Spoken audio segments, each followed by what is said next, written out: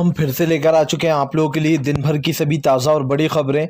एक एक कर आपको सारी खबरों की जानकारी देंगे आज देश दुनिया में क्या कुछ हो रहा है। दरअसल दोस्तों सबसे पहली जो बिग ब्रेकिंग न्यूज़ आ रही है, आपको बता दोस्तों किसान नेता राकेश टिकैत की मोदी सरकार को चेतावनी। बोले फिलहाल कोरोना वाला खेल किसानों के साथ ना खेले सरकार। जी हाँ, जहाँ चुनाव है वहाँ कोरोना नहीं, लेकिन जहाँ किसान की मीटिंग होती है वहाँ कोरोना आ जाता है। इसके बारे में आपको विस्तार से बताएंगे। वहीं पर दोस्तों अगली बिग ब्रेकिंग में हम आपको बताएंगे। जी हाँ, दरअसल आपको बता दें बंगाल मामले में, जी बंगाल के कुछ बिहार में जो कल गोलियां चली थी उसको लेकर ममता बनर्जी ने साधा मोदी सरकार पर अपना निशाना।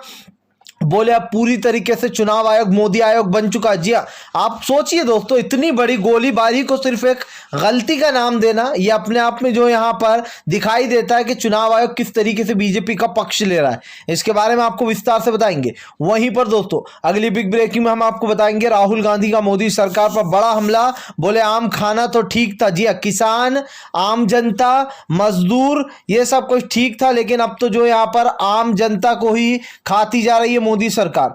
इसके बारे में आपको विस्तार से बताएंगे। वहीं पर दोस्तों पंजाब में शुरू हुई, आपको बता दें, फसलों की खरीदी। दरअसल आपको बता दें राज्यों की सरकार ने अब आड़तियों को मना लिया है, जिसके बाद जो है अब वापस से जो है अनाज की खरीदी शुरू कर दी गई है। इसके बारे में भी आपको विस्तार से बताएंगे। वहीं पर दोस्तों ममता बनर्जी ने की चारों के परिजनों के परिवार से बात। जी हाँ, दरअसल जिन 4 लोगों की मौत हुई है उनके परिवार से ममता बनर्जी ने लाइव बात की है और उनको कुछ बिहार जाने से रोका गया है। ममता बनर्जी का कहना है कि फिलहाल ईसी ने जिस तरीके से ईसी जो इलेक्शन आयोग मोदी आयोग बन चुका है, आज काला दिन मनाया जाएगा। जी हाँ, ममता बनर्जी ने आज के दिन को काला दिन नाम दे दिया है। इसके बारे में भी आपको विस्तार से बताएंगे। वहीं पर अरविंद केजरीवाल बोले लॉकडाउन जो है किसी भी स्थिति का हल नहीं। हाँ, लेकिन कुछ पाबंदियां जरूर बढ़ाई जाएंगी, लेकिन लॉकडाउन किसी भी चीज का हल नहीं है। इसके बारे में आपको विस्तार से बताएंगे। वहीं पर दोस्तों अगली बिग ब्रेकिंग में हम आपको बताएंगे ज्ञानवापी मस्जिद पर छिड़ा विवाद।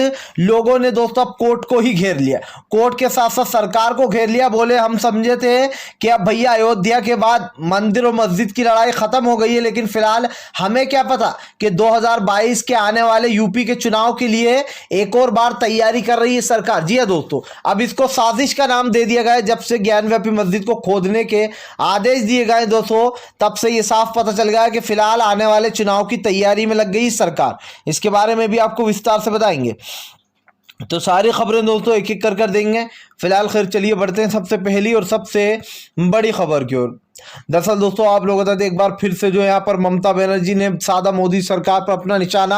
आज के दिन को बताया काला दिन। दरअसल दोस्तों आपको बता दें कि आज ममता बनर्जी जो है वो कुछ बिहार जाने वाली थी, उन लोगों के परिवार से भी मिलने जिन लोगों की मौत हो गई, जिन 4 टीएमसी कार्यकर्ताओं की। आपको बताया दोस्तों आज जिस तरीके से ईसी ने जो फैसला दिया है, ममता बनर्जी ने कहा कि फिलहाल ईसी पूरी तरीके से इलेक्शन कमीशन जो है मोदी आयोग बन चुका है और अब इसमें कोई शक नहीं रह जाना चाहिए दोस्तों आपको यहाँ में कि फिलहाल चुनाव आयोग मोदी आयोग में तब्दील हो गया। जो मोदी कहता है वो चुनाव आयोग करता है। अगर मोदी जी कह देते हैं कि 8 चरणों में चुनाव कराओ बंगाल में, तो 8 चरणों में ही बंगाल में चुनाव होते हैं। सवाल ये उठता है दोस्तों कि आज चुनाव आयोग की निष्पक्षता पर सवाल उठ रहा है।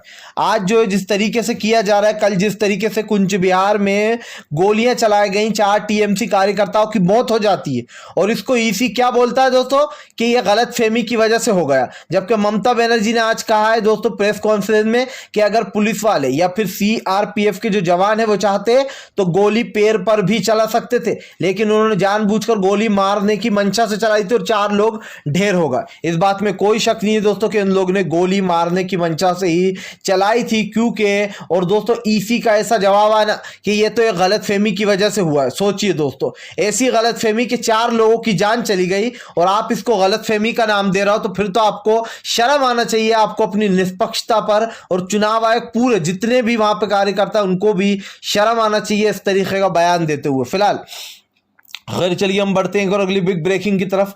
बता दोस्तों अगली जो बड़ी खबर निकल कर आ रही, किसान नेता राकेश टिकैत भड़के बोले। आपको बता दें राकेश टिकैत ने हमला करते हुए कहा कि फिलहाल मोदी सरकार हमारे साथ गेम ना खेले। जी हाँ, जहां हमारी मीटिंगें होती हैं वहां कोरोना गाइडलाइन याद आ जाती है और जहां पर इनकी मीटिंगें होती हैं, जहां पर इनकी रैलियां होती हैं, वहां पर कोरोना की गाइडलाइंस मायने नहीं रखती। दरअसल किसान नेता राकेश टिकैत ने दोस्तों सरकार को चेता दिया। उनका कहना है कि शाहीन बाग वाली जो गलती है वो इधर ना करे किसानों के साथ, वरना इसका अंजाम जो है वो बहुत बुरा होने वाला है। किसान नेता राकेश टिकैत बोले कि अब जो है यहाँ पर शाहीन बाग वाली चाल हमारे साथ भी चली जा रही है। जहां पर हमारी मीटिंगें होती हैं वहां पर ये लोग कह देते हैं कि कोरोना हो रहा है, कोरोना की गाइडलाइन से। लेकिन दोस्तों, जब यही सवाल जेपी नड्डा से पूछा जाता है कि कोरोना की गाइडलाइंस को लेकर जो आदेश दिया है हाई कोर्ट ने दिल्ली के, उसको लेकर आप तो धज्जियां उड़ाना है, आपकी रैली में बिना मास्क के लोग हैं, तो जेपी नड्डा कहते हैं हमारी जीत हो रही है इसलिए आप हमसे ये सवाल पूछ रहे हो। सोचिए दोस्तों, सरकार के ही लोगों से, सरकारी लोगों से ही ये सवाल पूछा जाए तो इनके लिए कोई मायने नहीं होते जो कोरोना की गाइडलाइंस के। लेकिन अगर किसान बेचारे कहीं धरना करें या कहीं पर इनकी मीटिंग होती है तो सरकार को संक्रमित होने का खतरा नजर आने लगता है। सरकार सुप्रीम कोर्ट पहुंच जाती है और ये दलील लेकर कि फिलहाल देश में बहुत खतरा आने वाला है, क्योंकि किसान जो है यहाँ पर कोरोना की गाइडलाइंस के रूल तोड़ रहा है। ये हालत हो गई है देश की दोस्तों आज कि मोदी सरकार ने लोगों की आज़ादी तो छीनी ही, लेकिन अब तो दोस्तों जो कानूनी चीज़ें थी, अब बेचारा इंसान जाए तो कहाँ जाए। अब तो जो दोस्तों कानून पर भी इंसान को भरोसा नहीं रहा। जिस तरीके से दबाव बनाया जा रहा है, चाहे वो सुप्रीम कोर्ट के जज हों या फिर जिस तरीके से दोस्तों पुरानी चीज़ों पर, मस्जिद मंदिरों पर जिस तरीके राजनीति की जा रही है, अब इंसान बेचारा जाए भी तो कहाँ जाए। ये सोचने वाली बात है फिलहाल। खैर चलिए हम बढ़ते हैं और अगली बिग ब्रेकिंग की तरफ। बता दोस्तों, अगली जो बड़ी खबर निकल के आ रही है, राहुल गांधी का मोदी सरकार पर बड़ा हमला। बोले किसान खुश नहीं, किसान सड़कों पर बैठा लेकिन सरकार उसकी सुनने को नहीं। आम आदमी के पास नौकरी नहीं, बेरोजगार यूं ही घूम रहा है। इसी के साथ साथ राहुल गांधी ने कहा मजदूर अपने गाँव लौट रहा है।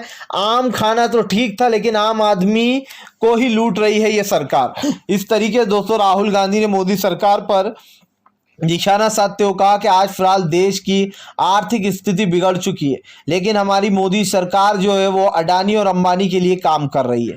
इस बात में कोई संदेह नहीं होना चाहिए दोस्तों कि फिलहाल केंद्र की मोदी सरकार सिर्फ हिंदू मुसलमान पर राजनीति करना जानती है, देश को संभालना नहीं। उसको सिर्फ रात में भी यही सपने आते होंगे सरकार को दोस्तों, मोदी जी को, कि फिलहाल कल किसकी सत्ता गिराना है, कल पैसों के बल पे कौन सी सरकार गिराकर हमें अपनी सरकार बनाना है। यही ख्याल आते, बस सत्ता का नशा जो है दोस्तों वो भारतीय जनता पार्टी के सर चढ़कर बोल रहा है, क्योंकि दोस्तों इनको कभी नसीब नहीं हुआ। नसीब से मेरा मतलब है दोस्तों कि बीजेपी कई सालों तक सत्ता में ही नहीं आई, अब इनको उड़ के लग गई है। अब इन्होंने क्या पकड़ लिया है कि हर जगह हम जो यहाँ पर एक ही राजनीति करेंगे, जय श्री राम वाली। जहां जय श्री राम का नाम लेंगे वहां हमें वोट मिल जाएंगे। लेकिन ये आने वाला वक्त बताएगा दोस्तों कि सत्ता के जब हाथ से खिसकती है तो किस तरीके से खिसकती है, फिर अच्छे अच्छे भी जोर लगा लें तो वो रुकती नहीं है फिलहाल। खैर चलिए हम बढ़ते हैं और अगली बिग ब्रेकिंग की तरफ। बता दोस्तों, अगली जो बड़ी खबर निकल के आ रही फिलहाल आपको बताते हैं, अरविंद केजरीवाल का मोदी सरकार पर इनडायरेक्टली बड़ा हमला। बोले लॉकडाउन किसी भी स्थिति में सही नहीं। जी हाँ, दरअसल आपको बता दें दोस्तों, अरविंद केजरीवाल ने मोदी सरकार पर निशाना साधते हुए कहा कि फिलहाल लॉकडाउन किसी चीज़ का हल नहीं है। हम हमेशा से शुरू से यही कहते आ रहे हैं, लेकिन हाँ थोड़ी सख्ती के लिए गाइडलाइंस बनाना ज़रूरी है। आपको बता दें, अरविंद केजरीवाल ने कहा जिस तरीके सरकार ने एक वो दी रखी है दोस्तों कि सिर्फ 45 से 60 साल के लोगों को ही वैक्सीन लगेगी। अब इस रूल्स को हटा देना चाहिए। उनका कहना है कि फिलहाल केस बढ़ते जा रहे हैं और अब 35 साल से 30 साल के लोगों में ज़्यादा देखने को मिल रहा है। उनका कहना है कि फिलहाल ये चीज़ हटाकर सभी को कोरोना की वैक्सीन लगाने की इजाज़त देना चाहिए और सबको दोस्तों कोरोना की वैक्सीन मुहैया भी कराना चाहिए। इसी के साथ साथ अरविंद केजरीवाल ने यह भी कहा कि अगर आपकी थोड़ी सी तबीयत खराब हो तो घबराएं ना और अस्पताल में ना जाएं, इससे बेडों की कमी हो जाएगी। और जिस तरीके से दोस्तों बात की गई है वो बात सही भी है कि राहुल गांधी दोस्तों शुरू से कह रहा है, राहुल गांधी ने शुरू से ये बात कही है कि लॉकडाउन किसी भी चीज़ का हल नहीं है। लेकिन ये बुद्धिजीवी जब समझे नहीं थे, जब राहुल गांधी कुछ बात बोलते हैं इनको तो इनको लगता है अरे राहुल गांधी ने कैसे बोल दिया, हम हैं, हमारी सत्ता है, हम ही जो है डिसाइड करेंगे राहुल गांधी कौन होते। लेकिन दोस्तों राहुल गांधी की एक एक बात सच हो रही है, चाहे वो राइफल वाली बात हो, कोरोना की वैक्सीन को लेकर बात हो महामारी की, या फिर जिस तरीके से देश की आर्थिक स्थिति गिरती जा रही है। राहुल गांधी ने सटीक 1 to 1 बात जो बोली है वो सही निकलती हुई साबित हो रही है फिलहाल। खैर चलिए हम बढ़ते हैं एक और अगली बिग ब्रेकिंग की तरफ। बता दोस्तों अगली जो बड़ी खबर निकल कर आ रही है, फिलहाल आपको बता दें कि एक बार फिर से दोस्तों मस्जिद और मंदिर पर विवाद छिड़ चुका है। जी हाँ, दरअसल दोस्तों कुछ गोवर भक्त खुश हो रहा है। उनका कहना था कि भैया अभी तो जो यहाँ पर जो राम जन्मभूमि थी वो तो सिर्फ ट्रेलर था, जी हाँ अभी तो काशी भी हमारा है। इस तरीके से दोस्तों एक हैशटैग चलाया जा रहा है। सवाल ये उठता है दोस्तों कि अब मोदी सरकार खुद ही फंस गई है। कैसे फंस गई है दोस्तों? क्योंकि 1991 में एक एक्ट जो बनाया गया था जिसमें ये साफ कहा गया था कि फिलहाल जो धार्मिक स्थल जहां है वो वहीं रहेगा और इस पे आगे से कोई केस नहीं ठोक पाएगा। और दोस्तों ये फैसला भी किसका था? 1937 में ये फैसला किया गया था, हो गया था, जिसमें 1937 में ये फैसला हुआ था कि फिलहाल मस्जिद के पक्ष में फैसला दिया गया था। सवाल ये उठता है दोस्तों कि आज आप सुप्रीम कोर्ट के फैसले को खुद ही धज्जियां उड़ा रहा हो, यानी कि आप सुप्रीम कोर्ट के फैसले की धज्जियां उड़ा रहा हो। सोचिए दोस्तों आज तक कोई मुसलमान ये केस लेकर क्यों नहीं पहुंचा कि फिलहाल इस मंदिर की जगह हमारी मस्जिद थी। ये सोचने वाली बात है दोस्तों, क्योंकि मुसलमानों ने दोस्तों, मुसलमान जानते हैं अच्छे से कि हिंदू और मुसलमान भाइयों की जो भाईचारा है वो सालों से चला आ रहा है। लेकिन दोस्तों कुछ अंधभक्त जो इस तरीके की याचिकाएं लेकर जाते हैं, जिस पर बड़े ही शर्म की बात है कि कुछ निचली अदालतें जो है वो इस तरीके के बेहुदा बयान देती हैं, बेहुदा जो फैसले ले लेती हैं, जिसके बाद हमारे देश में दोस्तों स्थिति बिगड़ जाती है। अब सवाल उठ रहा है कि आप सुप्रीम कोर्ट के ही फैसले को जो है सम्मान नहीं कर रहा हो, उसकी ही धज्जियां उड़ा रहा हो। सवाल ये है दोस्तों कि माना जा रहा है कि यूपी के 2022 के जो चुनाव आ रहा है ये सब कुछ इसलिए किया गया है क्योंकि पिछली बार राम मंदिर मुद्दा था दोस्तों, अब की बार जो है ज्ञान व्यापी मस्जिद मुद्दा होगी। फिलहाल अगर आप भी शांतिपूर्ण ढंग से पीएम की इन सभी गलत नीतियों का दिल से विरोध करते हो और आप मानते हैं सरकार एक तानाशाह सरकार बन चुकी है, ये हिंदू मुसलमान की राजनीति के अलावा और कुछ नहीं कर सकती देश में नफरत बांटने के अलावा, तो इस वीडियो को ज़्यादा से ज़्यादा शेयर करिए, लाइक करिए और अगर आप हमारे चैनल पर पहली बार आए तो सब्सक्राइब करने के साथ साथ पास में एक घंटी आएगी यानी कि बेल आइकन, उसको ज़रूर दबाएँ ताकि हमारे हर वीडियो की अपडेट आपको मिल पाए।